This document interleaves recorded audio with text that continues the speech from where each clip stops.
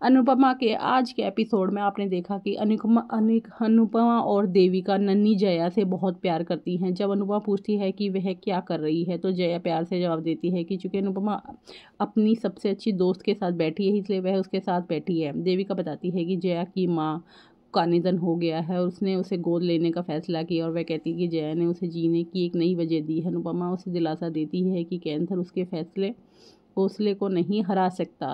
देविका फिर अनुपम से मुंबई लौटने के बारे में पूछती है और पूछती है क्या वह यह शहर अब भी उसके लिए खास है। अनुपम मानती है कि उसे शाह परिवार की चिंता है, लेकिन देविका उसे दूसरों के लिए जीना छोड़कर खुद पर ध्यान देने के लिए कहती है। जब अनुपम बताती है कि उसे अपने घर की कितनी याद आती है तो देविका पूछती है कि क्या वह शारीरिक रूप से मुंबई में ही रहने की रोजीना बना रही है लेकिन इमोशनल रूप से शाह परिवार से जुड़ी रहेगी। उनकी बातचीत भावुक हो जाती है जब अनुपमा अचानक गौतम को देखती है।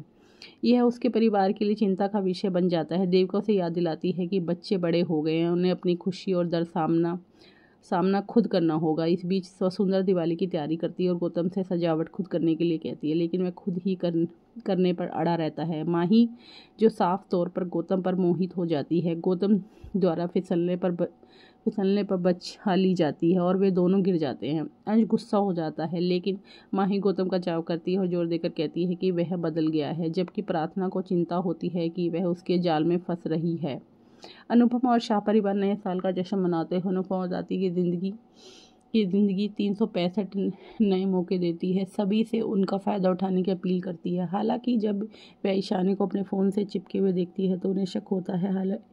हालांकि देविका उससे ज़्यादा सोचने से मना करती है। अनुपमा पाखी और ईशाना से पूछते हैं कि सब ठीक तो है। पाखी ईशाना को कोठारी हाउस ले जाने का फैसला करती है, लेकिन अनुपमा को लगता है कि कोई तूफान आने वाला है।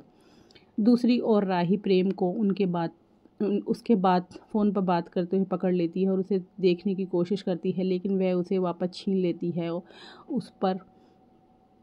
उस पर जलने का आरोप लगाता है, जिससे वह हैरान रह जाती है। वसुंधरा अपने व्यवसाय और प्रतिष्ठा पर ध्यान केंद्रित करते हुए पूजा की तैयारियां करती है। जब पराग उसके परिवार पर ध्यान लगाने का सुझाव देता है तो वह घोषणा करती है कि आने वाले सौदे में अंश नहीं गौतम उसकी मदद करेगा, जिससे पराग चौंक जाता है।